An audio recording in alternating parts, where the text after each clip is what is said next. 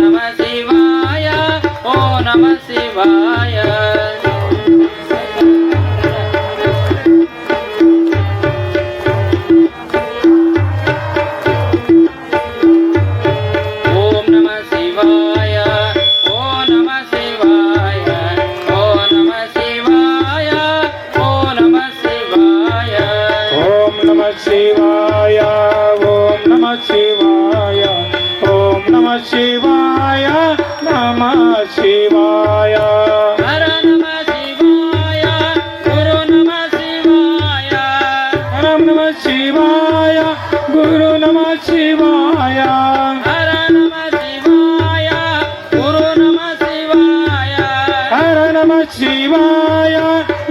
नमः शिवाय, ओम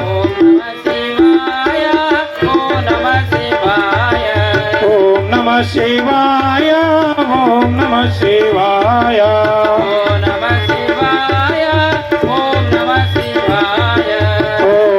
शिवाय, ओम नमः शिवाय, ओम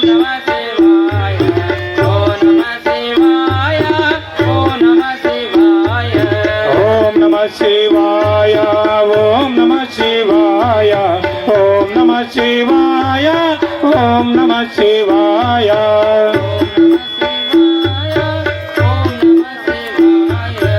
ओम नमः शिवाय, ओम नमः शिवाय। नमः पार्वती प्रदेश शिव हर हर महादेव। जगत गुरु पंचाचार्य महाराज की जय, स्वामी महाराज की जय, सकल साधु संत महाराज की जय।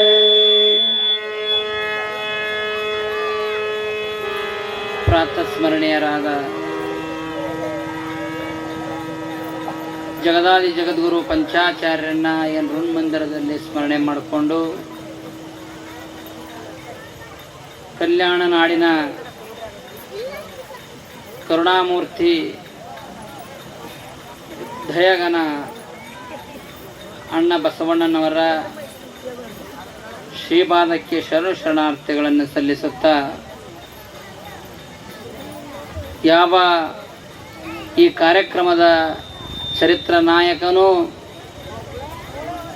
ಬೇಡಿದವರಿಗೆ ಬೇಡಿದ್ದೆನ್ನೆಯುವ ಮಹಾಗಣ ಮಹಾಯೋಗಿ ಭಾವಸ್ವಾಮಿಯ ಸನ್ನಿಧಾನಕ್ಕೂ ದೀರ್ಘದಂಡವತ್ ಪ್ರಣಾಮಗಳನ್ನು ಸಲ್ಲಿಸುತ್ತಾ, ಯಾವ ಕಾರ್ಯಕ್ರಮದ ವೇದಿಕೆಯಲ್ಲಿ ಕಾರ್ಯಕ್ರಮವನ್ನು ಇದುವರೆಗೆ ತಮ್ಮೆಲ್ಲರಿಗೂ ಹಿತಾಮೃತವನ್ನು ಉಣಬಡಿಸಿ ನಮ್ಮವರೇ ಆಗಿರ್ತಕ್ಕಂಥ ಸದಾಕಾಲ ಸರ್ವಮಂಗಲೆಯನ್ನು ಮನದಲ್ಲಿ ಸ್ಮರಣೆ ಮಾಡಿಕೊಂಡು ಸಾಕ್ಷಾತ್ ಅನ್ನಪೂರ್ಣಿಯನ್ನು ತಮ್ಮ ಋನ್ಮಂದಿರದಲ್ಲಿ ನೆಲೆಸಿ ಪೂಜಿಸುವ ಆರಾಧಿಸುವ ದೇವಿಯ ತತ್ಸ್ವರೂಪರಾಗಿರ್ತಕ್ಕಂಥ ನಮ್ಮವರೇ ಆಗಿರ್ತಕ್ಕಂಥ ಅಮೃತಪ್ಪ ದೇವಿ ಮುತ್ಯ ಅವರಲ್ಲಿಯೂ ಅಭಿವಂದಿಸುತ್ತಾ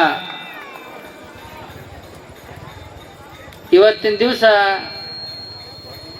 ಬಹಳ ವಿಶೇಷವಾಗಿ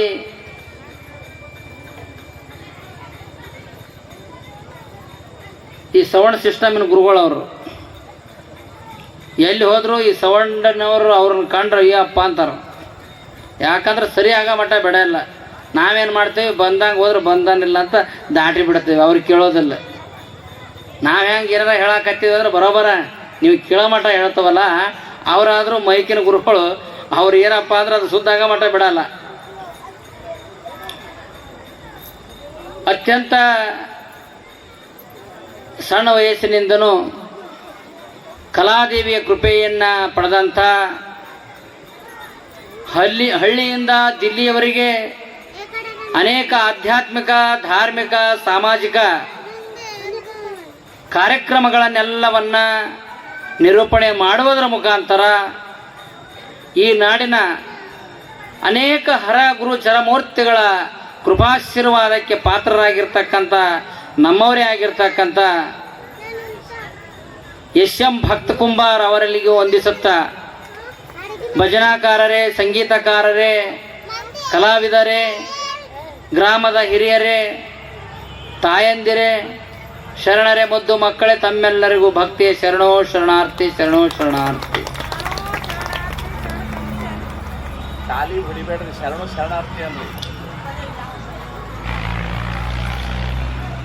ಎಲ್ಲದಕ್ಕೂ ಮುಖ್ಯವಾಗಿ ಸಂಸ್ಕಾರ ಅಂತಕ್ಕಂಥದ್ದು ಬೇಕು.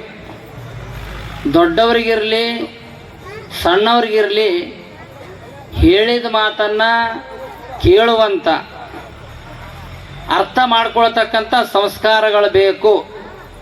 ಸಂಸ್ಕಾರ ಇಲ್ಲಪ್ಪ ಅಂದ್ರೆ ಅದಕ್ಕೇನೂ ಅರ್ಥ ಇಲ್ಲ. ನಮ್ಮ ಕಾರ್ಯಕ್ರಮ ಮುಗಿದ ಬಳಿಕ ನಾಳೆಯಿಂದ ಜಾತ್ರೆ ಶುರುವಾಗ್ತದೆ. ಕೆಲವೊಂದಿಷ್ಟು ಹಿರಿಯರು ಅದಿರಿ, 5-6 ದಿನಗಳಿಂದ ಪಾಠ ಪ್ರವಚನವನ್ನು ನೀವೆಲ್ಲ ಕೇಳಿದಂಥವ್ರು ಅದಿರಿ. ಇವತ್ತಿನ ದಿವಸ ನಮ್ಮ ಕಾರ್ಯಕ್ರಮ ಮುಗಿದ ಬಳಿಕ ತಮ್ಮ ಅನಿಸಿಕೆಗಳನ್ನು ವ್ಯಕ್ತಪಡಿಸ್ಬೇಕು. ಇವತ್ತಿನ ದಿವಸ ಕೆಲವೊಂದಿಷ್ಟು ನಿನ್ನೆ ಮಂದಿ ನಾವು ಸ್ವಲ್ಪ ಮಾತಾಡೋಕೆ ಅವಕಾಶ ಕೊಡ್ಬೇಕ್ರಿ ಅಪ್ಪೋರೆ ಅಂದಾರ. ಆದ್ದರಿಂದ ನೀವು ಆಮ್ಯಾಗ ನಿಮ್ಮ ವಿಚಾರಗಳನ್ನು ಪ್ರಸ್ತುತಪಡಿಸಬಹುದು. ಸಂಸ್ಕಾರ ಅಂತಕ್ಕಂಥ 2 ಮಾತಿನ ಬಗ್ಗೆ ಹೇಳಬೇಕಪ್ಪ ಅಂದ್ರೆ,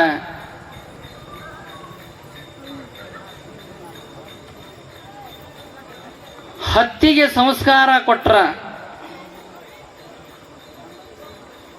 ಹತ್ತಿಗೆ ಸಂಸ್ಕಾರ ಕೊಟ್ರ ಹಳ್ಳಿ ಆಕತಿ, ಹಳ್ಳಿಗೆ ಸಂಸ್ಕಾರ ಕೊಟ್ರ ಅರಿವಿ ಆಕತಿ. ಅರಿವಿ ಆಯ್ತಪ್ಪ ಅಂದ್ರೆ ಅರಿವಿದ್ದರಿಗೆ ಹಾಕೊಳಕ್ಕೆ ಬಟ್ಟೆ ಬರಿಗಳು ತಯಾರಿ ಆಗ್ತಾವ. ಇದು ಸಂಸ್ಕಾರ ಕೊಟ್ರ. ನೇಕಾರನ ಕೈಯಾಗ ಹತ್ತಿ ಕೊಟ್ರ ಬಟ್ಟೆ ಆಯ್ತು, ಒಡ್ರ ಕೈಯಾಗ ಕಲ್ಲು ಕೊಟ್ರ, ಬೇಕಾದಂಥ ಕಾಡ್ಗಲ್ಲನ್ನು ಕೊಡ್ರಿ, ಅವ್ರ ಮನುಷ್ಯನಾಗಿ ಏನು ಬರ್ತದಲ್ಲ ಅಂತ ಒಂದು ವಿಗ್ರಹ ಮೂರ್ತಿಯನ್ನು ತಯಾರು ಮಾಡ್ತಾರೆ. ಕಲ್ಲಿಗೆ ಸಂಸ್ಕಾರ ಕೊಟ್ರ ಬ್ಯಾಡಾದ ಕಲ್ಲನ್ನು ತೆಗೆದ್ರ ಬೇಕಾದ ಕಲ್ಲು ಉಳಿತು, ಅವಾಗ ಅದು ಮೂರ್ತಿ ಆಯ್ತು. 1000 ಏಟುಗಳನ್ನು ತಿಂದಿರ್ತಕ್ಕಂಥ, 1000 ಪೆಟ್ಟುಗಳನ್ನು ತಿಂದಿರ್ತಕ್ಕಂಥ ಆ ಕಲ್ಲು ಗುರುವಿನ ಮಂತ್ರೋಪದೇಶದಿಂದ, ಗುರುವಿನ ಜೀವಾತ್ಮ ಶಕ್ತಿಯ ಆಶೀರ್ವಾದದಿಂದ ಅದು ಮುಂದೆ ಏನಾಕತ್ತಪ್ಪ ಅಂದ್ರೆ ಕಲ್ಲಿಗೆ ಸಂಸ್ಕಾರ ಹೋಗಿ ಒಂದು ಮೂರ್ತಿಯಾಗಿ ಜೀವ ಕಳೆ ತುಂಬಿ ಗದ್ಗಿ ಮ್ಯಾಗ ದೇವರಾಕತಿ. ಇದರಿಂದ ಸಂಸ್ಕಾರದಿಂದ. ಮಣ್ಣಿನಿಂದ ಹುಟ್ಟಿರ್ತಕ್ಕಂಥ ಬಂಗಾರ ಅದನ್ನು ಕಾಸಿ ಕರಗಿಸಿ ಅದಕ್ಕೆ ಏನು ಸಂಸ್ಕಾರಗಳನ್ನು ಕೊಡಬೇಕಲ್ಲ ಅಕ್ಕಸಾಲಿಗ, ಅದಕ್ಕೆ ಅನೇಕ ಸಂಸ್ಕಾರಗಳು ಕೊಟ್ಟಾಗ ಬಂಗಾರ ಇದ್ದದ್ದು ಅವನ ಕೈಯಾಕ್ಷಕ್ಕೆ ಏನಾಕತಿ? ಆಭರಣ. ಆಭರಣ ಆಭರಣ ಆಯ್ತಪ್ಪ ಅಂದ್ರ ನಮ್ಮ ಮಗುಗಳು ಕೊಳಾಗ ದಾಗಿನಗಳಾಕಾವು, ಕಿವಿಯಾಗ ದಾಗಿನ, ಮೂಗಿನಾಗ, ಕೈಯಾಗ ದಾಗಿನ. ನೋಡಿ ಎಷ್ಟು ಚಂದ ಅದಾವ. ಅವ್ರಿಗೆ ಅಟ್ಟ ಚಂದ್ರಿ ದಾಗಿನಗಳು. ಅವ ದಾಗಿನ ನಾವು ಹಾಕೊಂಡ್ರ ಚಂದ ಕಾಣ್ತೇವನು? ನಾವು ಬ್ಯಾರೇನ ಕಾಣ್ತಾವ. ಮತ್ತು ಅವ್ರು ಹಾಕೊಂಡಿರ್ತಕ್ಕಂಥ ದಾಗಿನಾರ ನಾವು ಗಂಡಸ್ರು ಹಾಕೊಂಡ್ರೆ ಏನಾಗ ಕಾಣ್ತೇವಿ? ನಮಗೆ ಚಂದ ಅನ್ಸಲ್ಲ. ಅವ್ರಿಗಾಗೆ ಮೀಸಲಿಟ್ಟಾನ ದೇವ್ರು. ಇದರ ಅರ್ಥ ಸಂಸ್ಕಾರ ಅನ್ನೋತಕ್ಕಂಥದ್ದು ಬಹಳ ದೊಡ್ಡ ಶಬ್ದ ಅದ. ಇದನ್ನು ತಿಳ್ಕೊಂಡು ಉಳ್ಕೊಂಡು ನಡಿಬೇಕು. ಇವತ್ತಿನ ವಿಷಯ ಮಾನವನ ಜನ್ಮ ಏನನ್ನ ಮಾಡಿದ್ರೆ ಸಾರ್ಥಕತೆ ಆಗ್ತದ, ಇವನಿಗೆ ಅವಶ್ಯಕತೆ ಆಗಿರೋಂಥದ್ರ ಏನೈತಿ, ಈ ಭೂಮಿ ಮ್ಯಾಗ ಹುಟ್ಟಿದ ಬಳಕ ಅವ ಏನನ್ನ ಗಳಿಸಬೇಕು, ಅವ ಏನನ್ನ ತಗೊಂಡು ಹೋಗ್ತಾನೋ ಅಂತಕ್ಕಂಥ ಎರಡು ಮಾತನ್ನ ಇವತ್ತಿನ ದಿವಸ ಪ್ರವಚನದಲ್ಲಿ ಇಟ್ಟುಕೊಂಡಿದ್ದೇವೆ ನಾವು.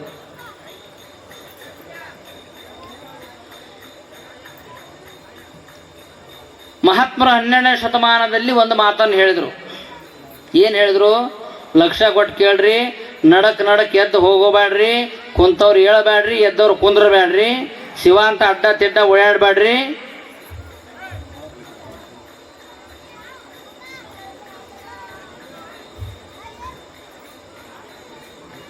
ವ್ಯಾಧನೊಂದು ಮಲವ ತಂದಡೆ ಸಲುವ ಹಾಗಕ್ಕೆ ಬೆಲೆಗೈವರಯ್ಯ. ನೆಲನಾಳಿದವನ ಹೆಣವೆಂದಡೆ ಒಂದಡಕೆಗೆ ಕೊಂಬುವರಿಲ್ಲ, ಸೆಲೆನಂಬೋ ನಮ್ಮ ಕೂಡಲ ಸಂಗಮ ದೇವನ. ಬಸವಣ್ಣವ್ರು ಹೇಳ್ತಾರ.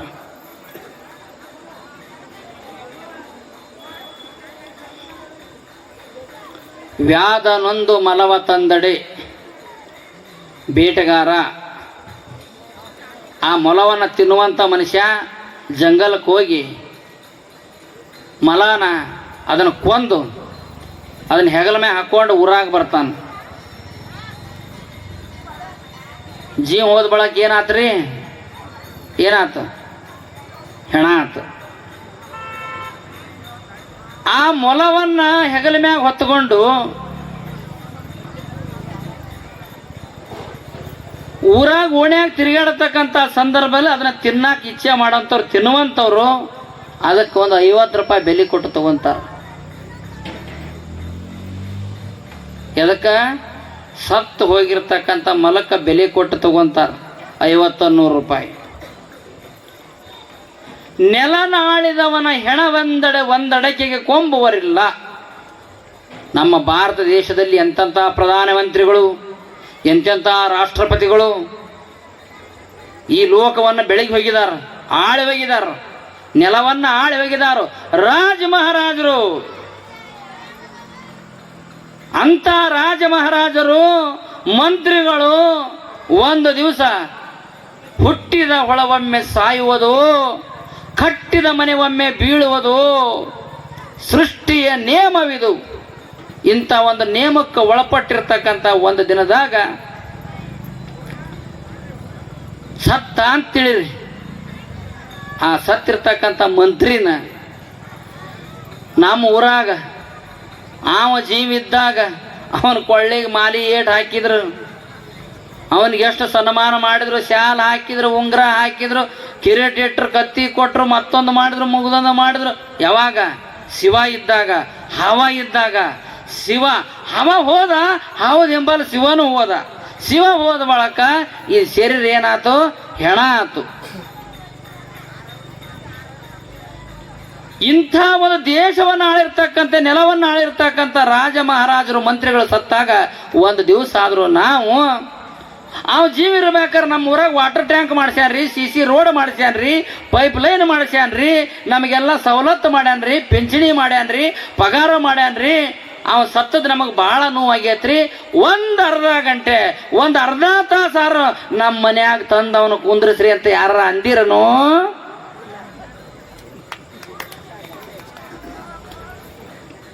ಯಾಕಂದಿಲ್ಲವ? ಅನ್ನಕ್ಕೆ ಬರಂಗಲ್ಲ.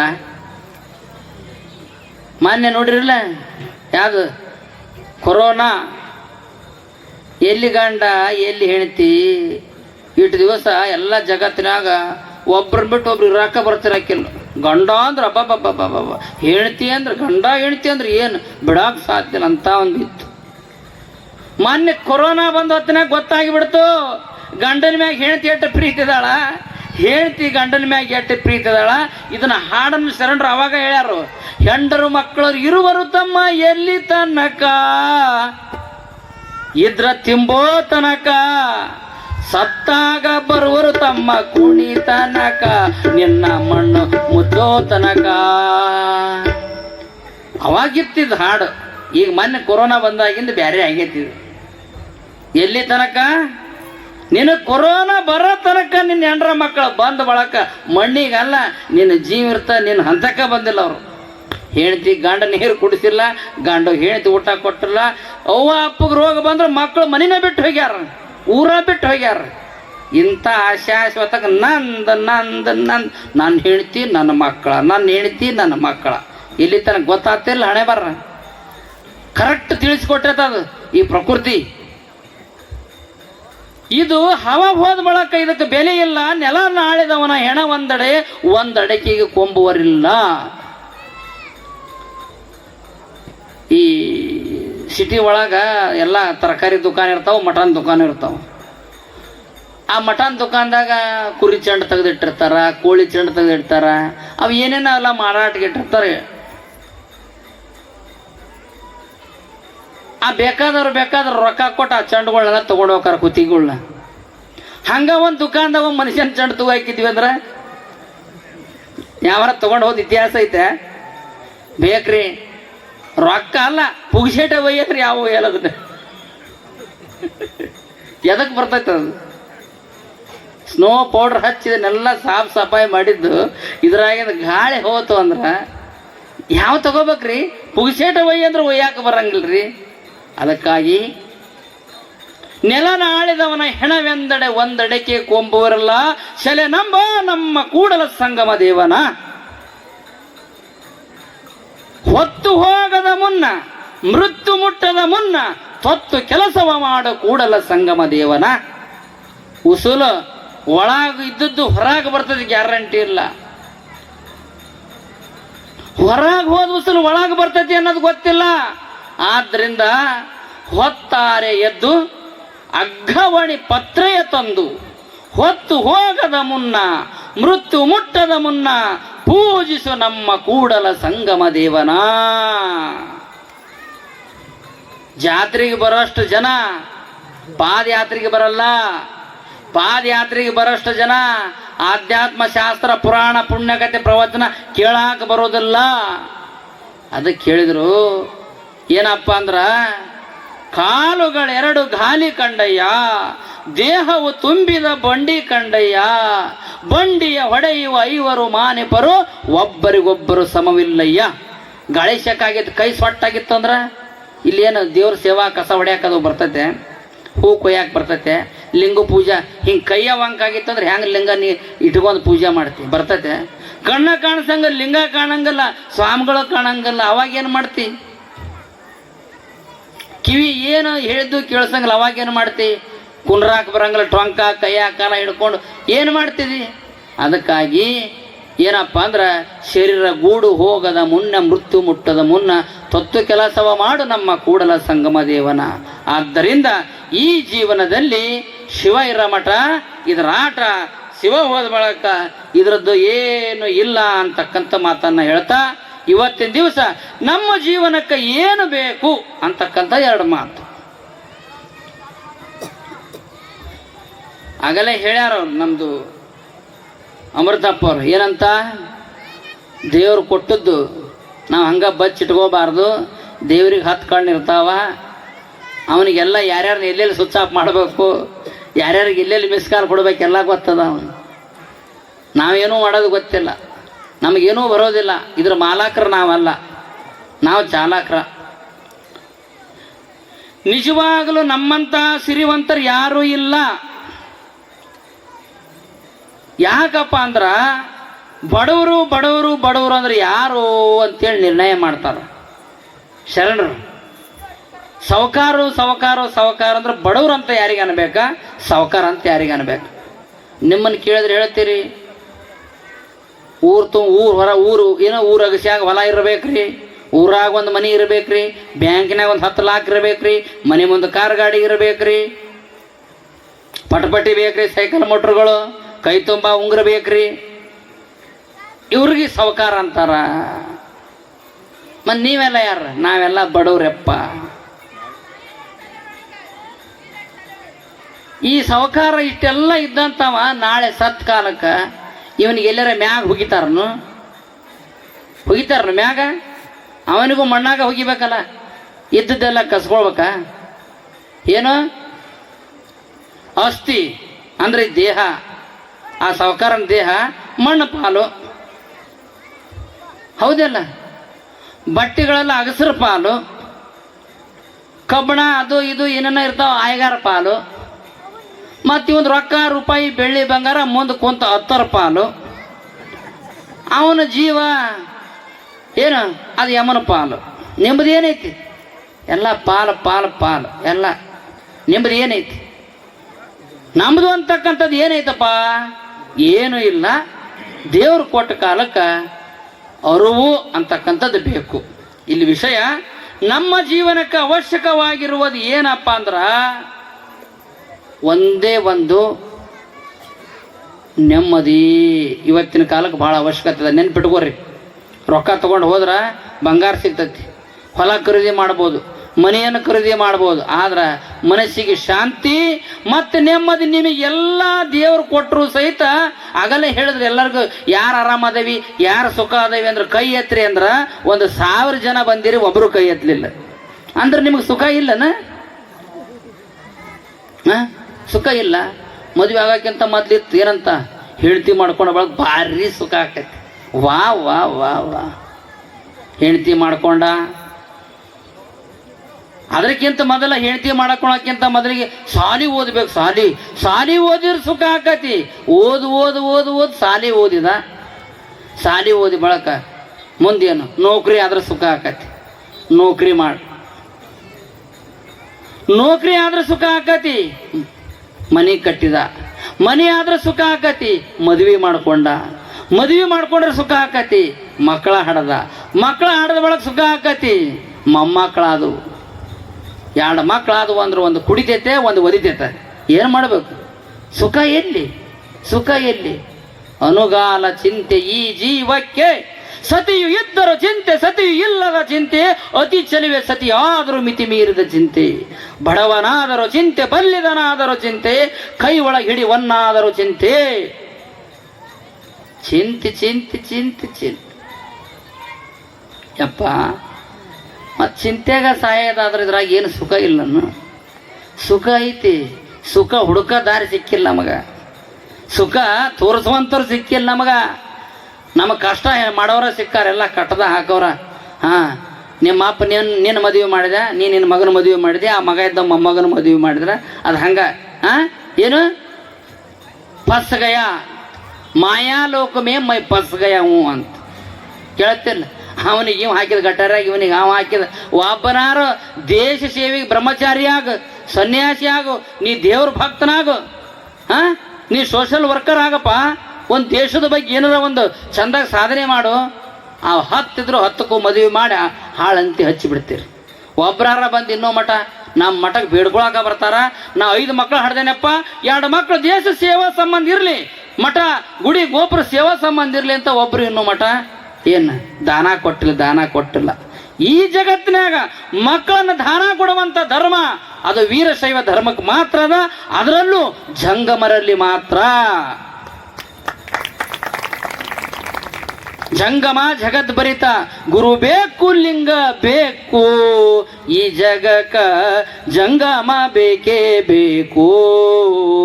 ಜಗತ್ತಿನಾಗ ಹೊಲ ಕೊಡೋರದಾರ, ಮನಿ ಕೊಡೋರದಾರ, ಬಂಗಾರ ಕೊಡೋರದಾರ, ರೊಕ್ಕ ರೂಪಾಯಿ ಬೇಕಾದ್ದು ಕೊಡೋರದಾರ. ಆದ್ರ ತಮ್ಮ ಕಳ್ಳನ್ನ, ತಮ್ಮ ಕರಳ ಕುಡಿಯನ್ನ, ಮಕ್ಕಳನ್ನ ದಾನ ಕೊಡುವಂಥದ್ದು ಇಲ್ಲ. ಆದ್ದರಿಂದ ಇವತ್ತು ದಾನ ಕೊಡುವಂಥ ಪರಂಪರೆ ಐತಿ ಅಂದ್ರ ಅದರಲ್ಲಿ ಅದು ನಮ್ದು ಜಂಗಮರ ಹೊಟ್ಟೆಯಾಗ ಹುಟ್ಟಿದವ್ರನ್ನ ಮಠಕ್ಕೆ ದಾನ, ಸಮಾಜದ ಮಕ್ಕಳಿಗೆ ದಾನ ಕೊಡ್ತಾರ. ಆದ್ದರಿಂದ ಈ ಜಗತ್ತಿನಲ್ಲಿ ಜಂಗಮರಿಗೆ ಬಹಳ ಒಂದು ದೊಡ್ಡ ಸ್ಥಾನ ಅದ. ಸುಮ್ಮನೆ ಮಾನ ಬಂದಿಲ್ಲ. ಜಂಗಮರ ಅಂದ್ರೆ ಮ್ಯಾಗಿಂದ ಹುಟ್ಟಿ ಬಂದಿಲ್ಲ. ಅವರಲ್ಲಿ ಅಂತ ಒಂದು ಶ್ರದ್ಧಾ ಭಕ್ತಿ, ಸಮಾಜಕ್ಕಾಗಿ ಅವರಲ್ಲಿ ಇರ್ತಕ್ಕಂಥ ದಾನವನ್ನು ಕೊಡ್ತಕ್ಕಂಥ ಶಕ್ತಿ ಇರೋದ್ರಿಂದ ಅವರಿಗೆ ಬಹಳ ಶಕ್ತಿ ಅದ, ಅವ್ರ ಒಂದು ಹೆಸರದ, ಕೀರ್ತಿ ಅದ ಅಂತಕ್ಕಂಥ ಮಾತು. ಇಲ್ಲಿ ಈ ಜಗತ್ತಿನಾಗ ನಮಗೆ ಬೇಕಾಗಿರೋದು ಏನಪ್ಪ ಅಂದ್ರ ತೃಪ್ತಿ. ಏನು ಮಾಡಿದ್ರು ತೃಪ್ತಿ ಆಕತಿ. ಕುತ್ತಿಗೆ ಮಠ ಬಂಗಾರ ಇಡಾನ, ರೊಕ್ಕದಲ್ಲಿ ಮುಚ್ಚಾನ. ಒಬ್ಬಗ ಹಿಂಗ ರಾಜ ಹೇಳ್ದ, ಬಡವ್ರದ್ದು ಇಬ್ರದ್ದು ಎಷ್ಟರ ಆಸೆ ಐತೆ ನೋಡ್ಬೇಕು ಅಂತೇಳಿ.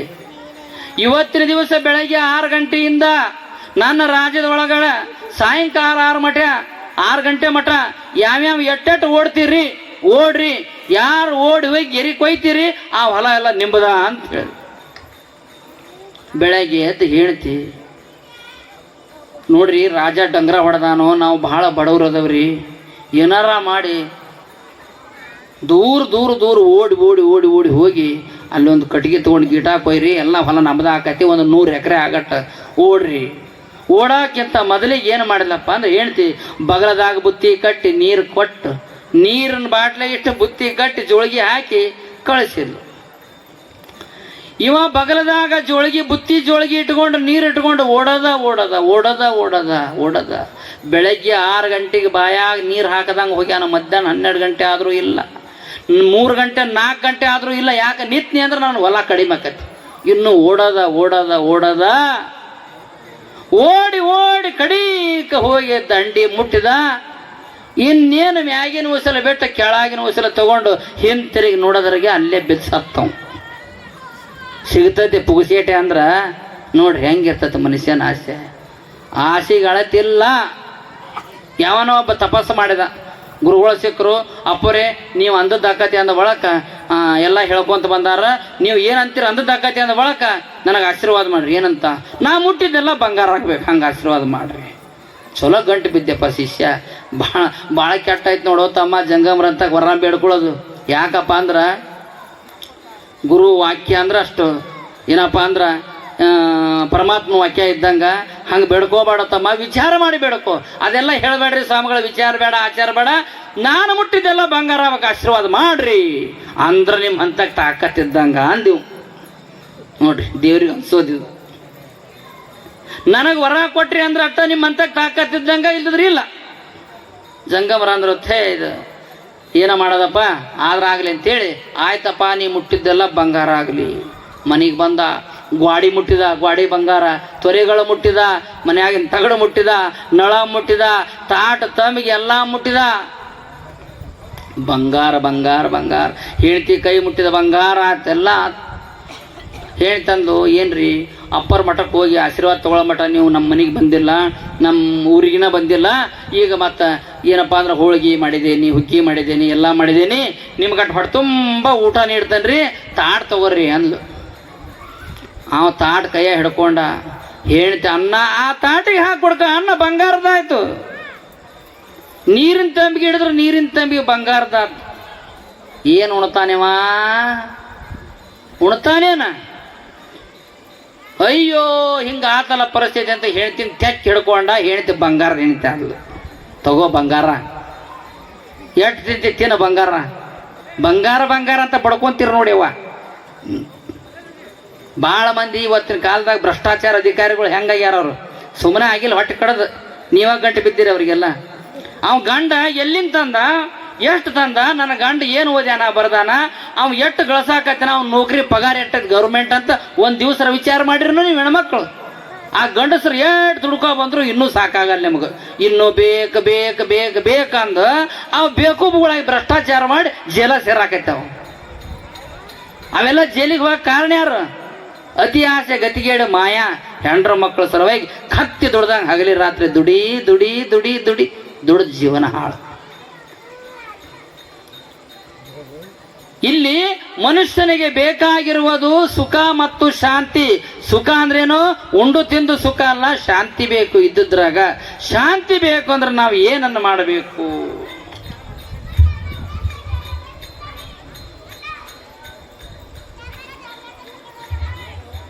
ಮನುಷ್ಯನಲ್ಲಿ ಎರಡು ಸಂಪತ್ತವ, ಒಂದು ದೈವಿ ಸಂಪತ್ತು, ಒಂದು ಅಸುರಿ ಸಂಪತ್ತು. ಅಸುರಿ ಸಂಪತ್ತು ಅಂದ್ರೆ ಕಳುವಾಗಿ ಹೋಗೋದು, ಕಡಿಮೆ ಆಗಿ ಹೋಗೋದು. ನಾವು ಏನು ಗಳಿಸಿದ್ರು ಭೂಮಿ ಮ್ಯಾಗ ಕಡಿಮೆನೇ ಆಕತಿ, ಕಳುವ ಆಕತಿ. ದೈವಿ ಸಂಪತ್ತು ನೀರು, ಗಾಳಿ, ಬೆಳಕು, ಇವು ಏನು ಸಂಪತ್ತಿವು? ಇವು ದೈವಿ ಸಂಪತ್ತು. ಇವು ಕಡಿಮೆ ಆತಪ್ಪ ಅಂದ್ರೆ ಮನುಷ್ಯ ಬದುಕಲ್ಲ. ಅನ್ನ ಇಲ್ದೇ ಇದ್ರೆ ಇರ್ಬೋದು, ನೀರು ಇಲ್ದೇ ಇದ್ರೆ ಇರ್ಬೋದು, ಬಟ್ಟೆ ಇಲ್ದೇ ಇದ್ರೆ ಇರ್ಬೋದು, ಮನಿ ಇಲ್ದೇ ಇದ್ರೆ ಇರ್ಬೋದು, ಬಂಗಾರ ಇಲ್ದೇ ಇದ್ರೆ ಇರ್ಬೋದು, ಕಾರ್ ಗಾಡಿ ಇಲ್ದೇ ಇದ್ರೆ ಇರ್ಬೋದು, ಸಿಂಹಾಸನಗಳಿಲ್ದೇ ಇಲ್ದೇ ಇದ್ರು ಇರ್ಬೋದು, ಅಧಿಕಾರ ಇಲ್ದೇ ಇದ್ರು ಬದುಕಬಹುದು. ಇವು ಹಸುರಿ ಸಂಪತ್ತು. ಆದ್ರ ದೈವಿ ಸಂಪತ್ತು ಗಾಳಿ, ನೀರು, ಬೆಳಕುಗಳು ಇಲ್ದೇ ಇದ್ರ ಆ ಜೀವನದಲ್ಲಿ ಅವ ಬದುಕಾಕ ಸಾಧ್ಯ ಇಲ್ಲ. ಆದ್ದರಿಂದ ಸೆಲೆ ನಂಬೋ ನಮ್ಮ ಕೂಡಲ ಸಂಗಮ ದೇವನ, ನಿನಗೆ ಬೇಕಾಗಿರ್ತಕ್ಕಂಥದ್ದು ಏನು? ಪರಮಾತ್ಮನ ನಾಮಸ್ಮರಣೆ. ಅದಿದ್ರೆ ಮಾತ್ರ ನೀನು ಬದುಕ್ತಿದಿ, ಇಲ್ಲ ಅಂದ್ರೆ ಬದುಕೋದಿಲ್ಲ.